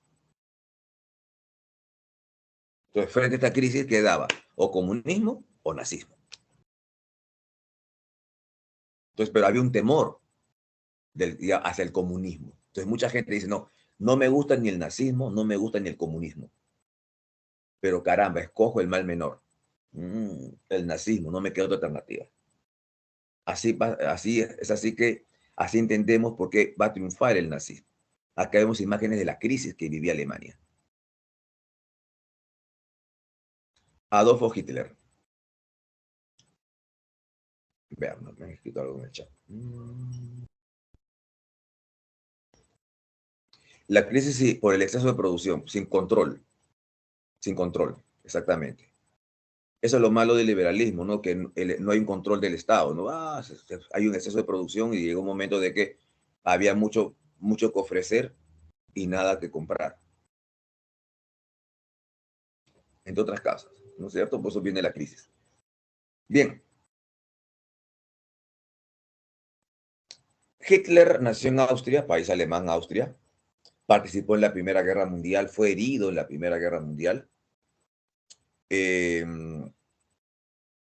Luego de la Primera Guerra Mundial, Hitler se afilió, se adhiere, se une al Partido Obrero Alemán. Y ahí Hitler encontró lo que él tanto esperaba. Decía, caramba, por fin hay gente que piensa como yo, dijo Hitler. En este Partido Obrero Alemán se condenaba el Tratado de Versalles, se hablaba del nacionalismo alemán, de que todos los alemanes deben estar unidos en un solo Estado, no deben haber pues a Alemania, Austria, no, todos somos alemanes y todos deben formar parte de un solo Estado.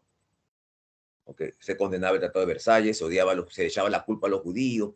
por ejemplo, de la derrota de Alemania. Hitler dijo, no, por fin hallé a gente que piensa como yo. Entonces Hitler se queda en ese partido, un partido pequeño, minúsculo, insignificante. Habían, sin exagerar, como 20 inscritos, nada más. A las reuniones iban como 10, de los cuales 3 hablaban, el resto escuchaba. Uno de ellos era Hitler. Entonces Hitler rápidamente asciende a este partido. Se convierte en presidente de este partido. Había poca gente, así, un partido significante, chicos. Decían, estos locos, decían. Hitler admiraba mucho a Benito Mussolini. Recuerden ustedes, Benito Mussolini se había apoderado de las calles, había tomado el poder mediante la marcha sobre Roma. Entonces, Hitler intentó hacer lo mismo en Alemania. Intentó hacer lo mismo en Alemania. No, él era austriaco, pero ojo, Austria es un país alemán, ¿eh? Por si acaso. Austria es un país alemán, por si acaso. No vayas a pensar que Austria es otra raza, no, no, no. Austria es un país alemán. Tú vas a Austria, ahí se habla alemán. Por eso de que después de la Primera Guerra Mundial, Austria solicitó digamos, unirse con Alemania, pero no les permitieron eso.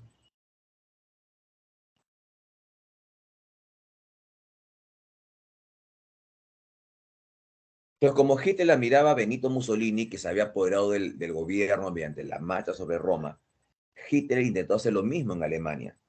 Intentó dar un golpe de Estado en la ciudad de Múnich, conocido como el Putsch de Múnich.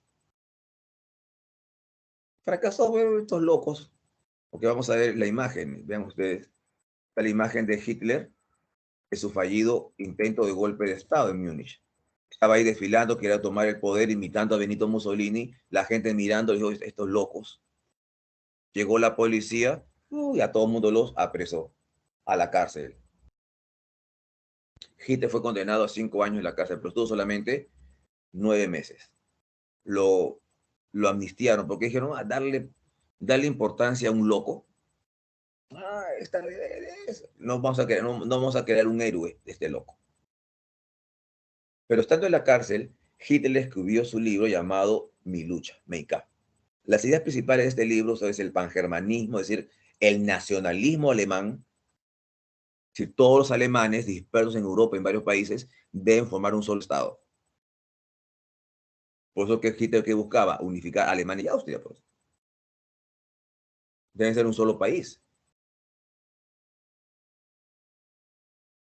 El odio a los judíos, el antisemitismo, a quien le echaba la culpa del fracaso de Alemania en la Primera Guerra Mundial, y el odio a los comunistas.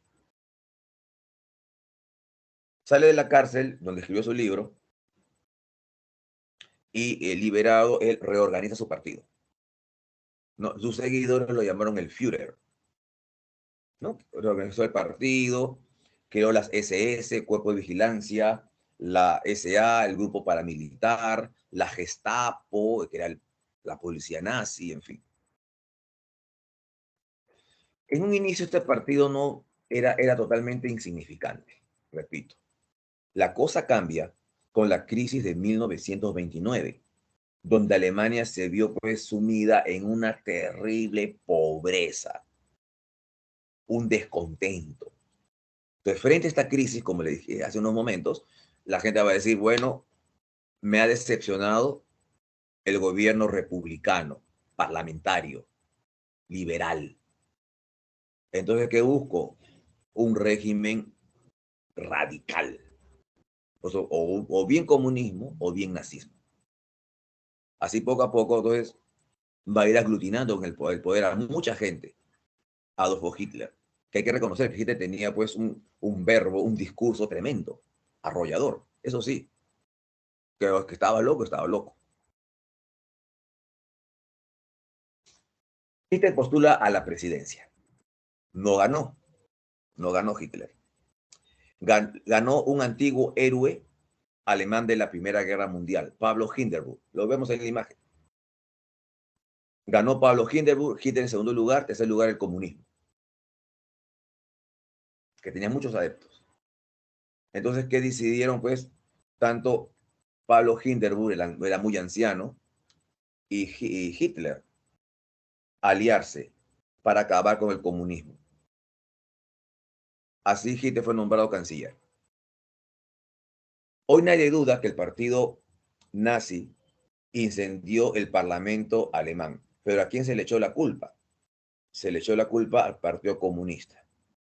Entonces fue el pretexto que se usó para eliminar a los comunistas y luego los demás partidos de oposición. Pablo Hindenburg era muy anciano y en cualquier momento se moría. Entonces Hitler solamente estaba esperando nada más que se muera, porque iba a morir, era muy anciano. Bueno, la cosa es que los grupos de poder, los grupos de poder, es decir, los grandes empresarios alemanes, las altas, otros cargos del ejército, hablan con Hitler y le dicen, mira Hitler, a ti te queremos, a ti te necesitamos, pero no nos gusta mucha gente de tu partido. En el partido nazi hay muchos radicales que no me gustan, pero Hitler dice, no, pero está bien, son amigos, ellos me hacen caso a mí. No, no, no, no, le dice, no. A ti te queremos, pero no nos gusta a mucha gente de tu partido, así que escoge. O nosotros que te vamos a dar el poder una vez que se muera Pablo Hindenburg, o esa gente que nos estorba a nosotros. Entonces a Hitler no dudó, no le tembló la mano para eliminar a ciertos elementos del partido nazi, ¿no? Entre ellos a Ernest Röhm, que era el único miembro del partido nazi que tuteaba a Hitler. Era su amigo, pero Hitler no dudó en traicionarlos y matarlos. ¿Por qué? Porque los grupos de poder le estaban ofreciendo el apoyo, pero tenía que eliminar a esa gente. Esta fecha conocida como la noche de los cuchillos largos. Cuando muere Hindenburg, Hitler asumió todo el poder. Todo lo que, recuerden ustedes, todo lo que le prohibía el Tratado de Versalles, Hitler no lo cumplió. Primero Alemania se retira de la Liga de Naciones. Las prohibiciones del Tratado de Versalles, Hitler no la cumple. Se rearma Alemania, se establece el servicio militar obligatorio, se construye la aviación alemana Luftwaffe. El Tratado de Versalles, recuerden ustedes, establecía que la región de Renania, que es la frontera entre Alemania y Bélgica, debía ser desmilitarizada para evitar que Alemania se expanda. Pero como Hitler no cumplió el Tratado de Versalles, Hitler ocupa militarmente la región de Renania. Se produce la persecución a los judíos, la noche de los cuchillos rotos o de los hospitales rotos. En política exterior hubo un acercamiento entre la Alemania nazi y el fascismo italiano, formándose así el eje Berlín-Roma, al cual en plena Segunda Guerra Mundial se une el Japón. Estalla una guerra civil en España, por esa fecha voy a explicar en un ratito, y tanto la Alemania nazi como el fascismo italiano apoyan a Francisco Franco, porque tenía ideas muy similares.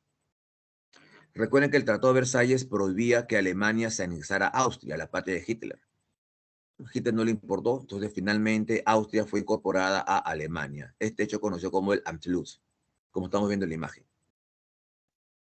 Luego, Alemania se anexa a la región de los Sudetes checoslovacos. En los Sudetes checoslovacos vivían cerca de 3 millones de alemanes. Entonces Hitler reclamaba, ahí esa gente que está ahí, esos 3 millones y medio de alemanes, deben formar parte de Alemania, no de Checoslovaquia. Y se anexa a esa región.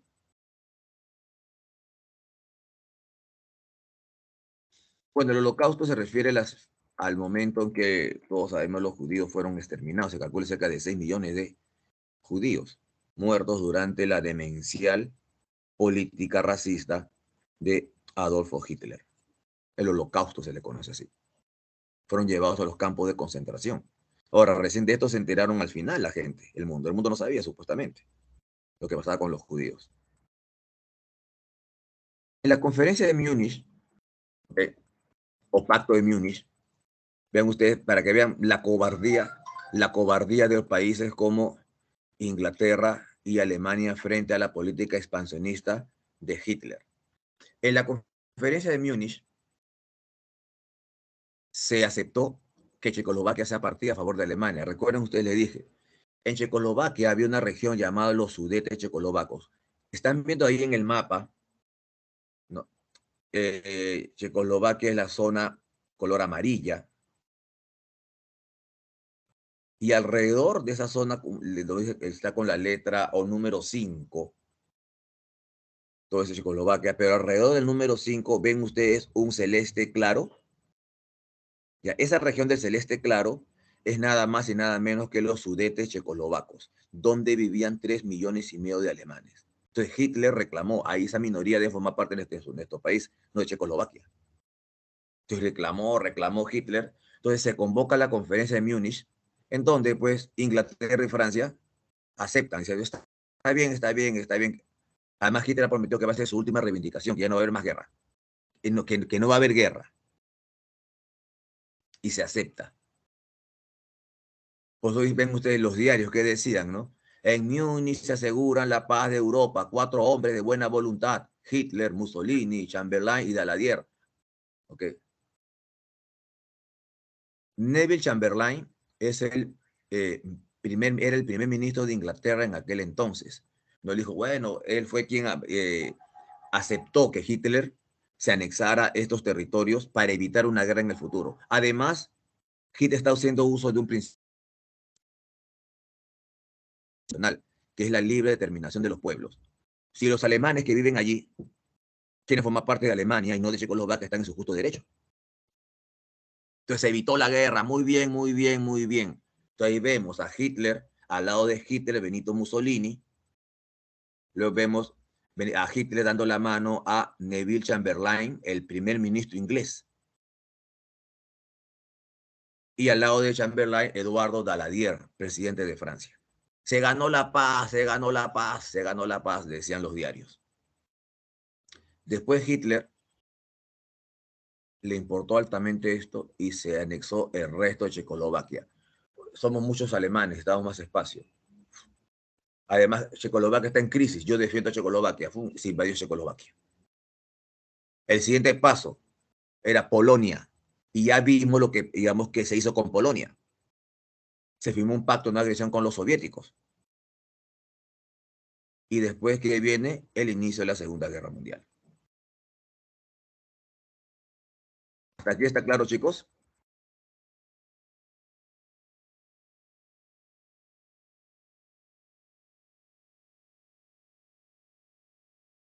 ¿Está claro, chicos?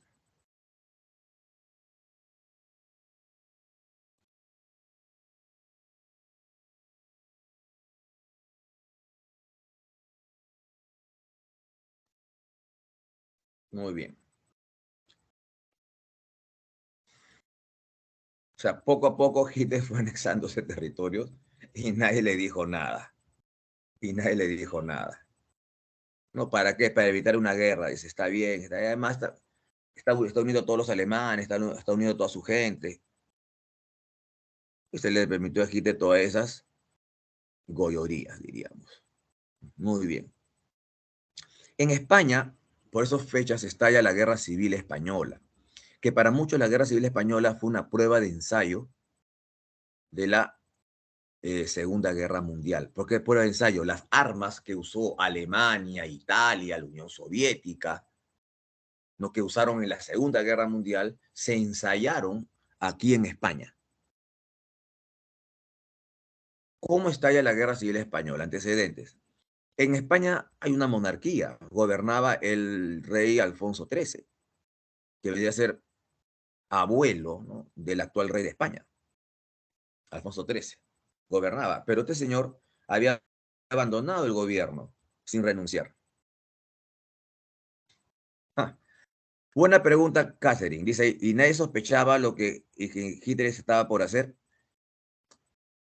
Estos países, Inglaterra y Francia, ¿eran países anticomunistas? ¿Sí o no? Inglaterra y Francia, ¿eran países anticomunistas? ¿Sí o no? Inglaterra y Francia eran enemigos de Stalin. No veían con buenos ojos a Stalin. Tampoco veían con buenos ojos a Hitler. pero sabían de que Stalin y Hitler eran enemigos. Sabían de que tarde o temprano la Alemania nazi y la Unión Soviética se iban a enfrentar. Entonces, ¿qué dijeron? Bueno, hay que darle estas gollerías a Hitler, que se expanda hacia el oriente de Europa, porque tarde o temprano se va a enfrentar con Stalin. Entonces, allí nuestros dos enemigos, Hitler y Stalin, se van a enfrentar y los dos se van a sacar el ancho. Uno va a ganar, otro va a perder, o los dos se van a quedar debilitados. Así vencidos nos conviene que nuestros dos enemigos se peleen ellos, entre ellos. Pero ¿qué pasó? Cuando todo el mundo esperaba que Alemania, la Alemania nazi y la Unión Soviética comunista se enfrentaron, ¿qué pasó? ¿Qué pasó cuando todo el mundo esperaba que Alemania, la Alemania nazi y la Unión Soviética comunista se iban a enfrentar? ¿Qué pasó entre ellos? Se iban a enfrentar por Polonia, pero ¿qué pasó entre ellos? O sea, lo expliqué hace unos momentos.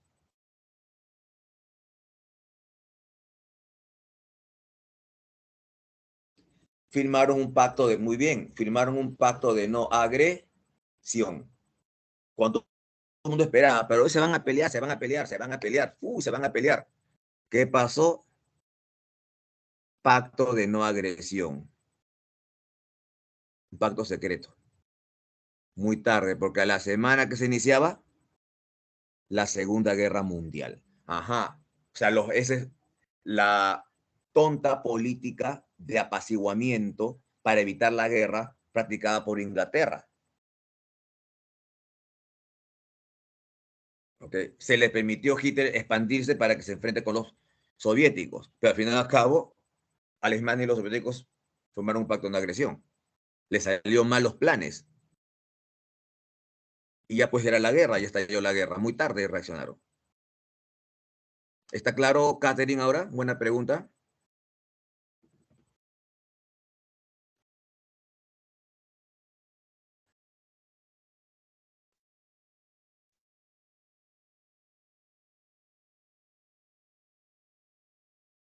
¿Está claro? ¿Sí o no? Digan, por favor, para avanzar la clase.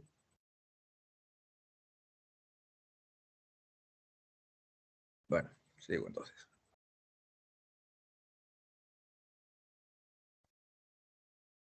Entonces, en España está esta guerra civil. Para 1936 se postulan a las elecciones dos bandos. Los grupos conservadores, los monárquicos, ¿no? Apoyado por la Falange Española, que es la versión española del nazifascismo. Entonces los grupos conservadores postulan a la presidencia frente al Frente Popular. El Frente Popular está integrado por partidos liberales, comunistas, socialistas, grupos de izquierda. Postulan a la presidencia. ¿Ok? Postulan a la presidencia. Gana en estas elecciones el Frente Popular.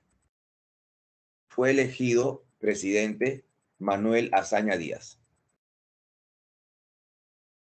Pero entonces la gente no aceptó mucho, los grupos conservadores, los grupos de derecha no aceptaron el gobierno de Manuel Azaña Díaz, quien tuvo una actitud bastante opuesta precisamente a los grupos conservadores, a la iglesia católica, ¿no? Al ejército, a la aristocracia. Entonces, ¿qué comenzaron a temerse en España? Que en España estalle una revolución tipo comunista de Rusia. Entonces, el ejército se subleva y mucha gente apoya al ejército, sobre todo los grupos conservadores, los grupos monárquicos, la Falange Española, que es la versión nazifascista. Entonces ellos son los rebeldes. Así se inicia la Guerra Civil Española, ante el temor del avance del comunismo, es este gobierno comunista, ¿no? O sea, acaba de estallar una revolución comunista tipo Rusia, una revolución bolchevique. Entonces se enfrentan dos bandos en la Guerra Civil Española. La República, el gobierno republicano, porque ahí estamos en una república, ¿okay? que agrupa a los sindicatos, los comunistas, los grupos de izquierda, los grupos liberales, que forman las llamadas milicias populares, quienes se enfrentan a los rebeldes. Los rebeldes adoptan el nombre de los nacionales. Los que no aceptan este gobierno republicano. Entonces, estos grupos apoyados por el ejército, los partidos monárquicos, la Iglesia Católica, la Falange española, que es repito, la Falange española es la versión española del nazifascismo. La guerra civil española no hubiera durado mucho tiempo, pero las potencias van a intervenir. Repito, ¿qué países apoyaron a los rebeldes, a los sublevados, a los nacionales? La Alemania nazi y la Italia fascista. No, Benito Mussolini llevó pues gran cantidad de armamentos y hombres. Los alemanes también llevaron la llamada Legión Cóndor alemana, que apoyaron a los sublevados.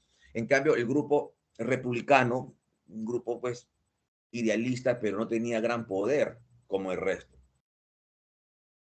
¿No? Intentó pues comprar armas, apoyo de Francia, de Inglaterra, Estados Unidos, pero otros países no intervinieron. No me meto, ¿sabes por qué? Porque yo no quiero tener guerra con Alemania.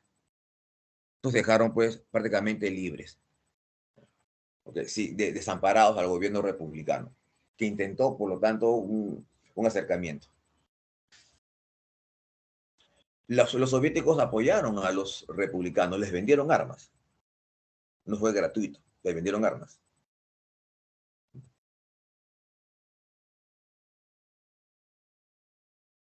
Participan las llamadas brigadas internacionales, mucha gente apoya, ¿no? Gente, digamos, en el mundo, gente apoyó a los republicanos. La guerra duró 3 años y termina con el triunfo de los rebeldes, de los nacionales, liderado por Francisco Franco, quien gobernó, okay, hasta el año de 1975.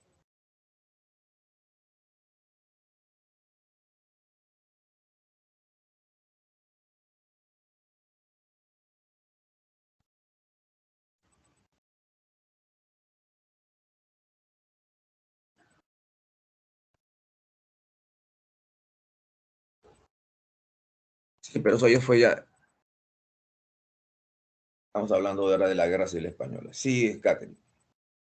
Chicos, le doy las claves antes que termine las clases. La República Báltica son parte de la Unión Soviética, o eran parte de la Unión Soviética.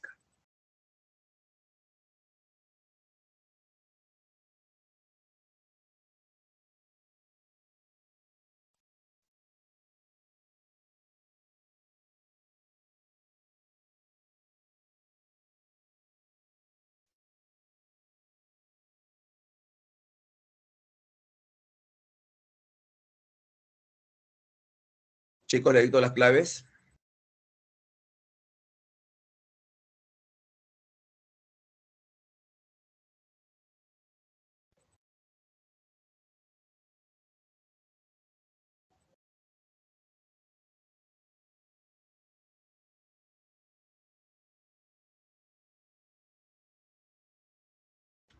Bien.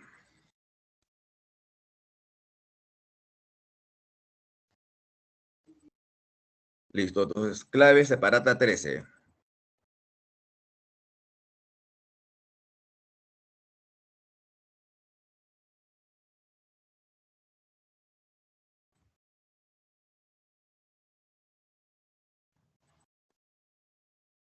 Entonces, 1, dedo.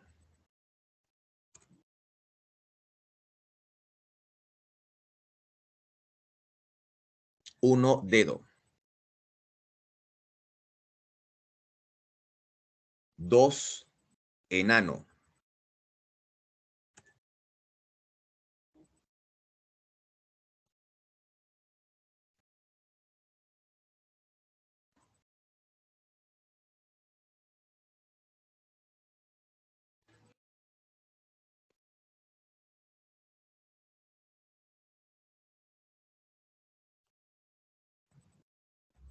¿Me escuchan, chicos? Creo que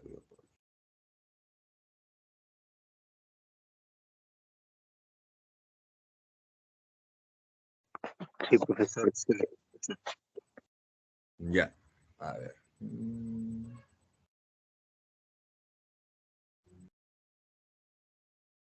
Ya, 1 dedo, 2 enano,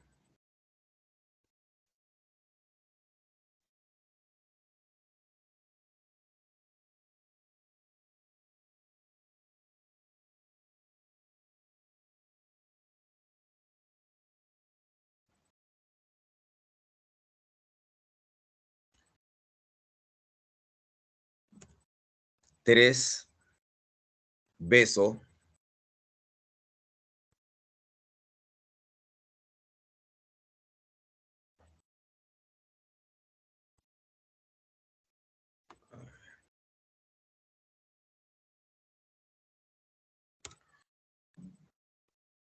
'Chicos, acá mi chat está lento. Les propongo algo porque se me acaba el tiempo. Las respuestas las voy a poner en los archivos de la clase, materiales de clase, ¿les parece? Porque ya me quedan ya pocos minutos y no voy a alcanzar porque está lento mi chat.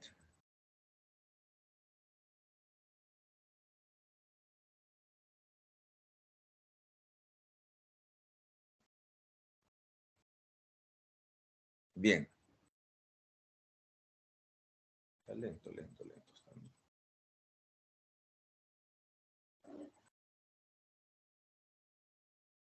Ya, entonces chicos, así quedamos. Ya, ahorita los voy a subir, lo voy a colgar en los archivos de la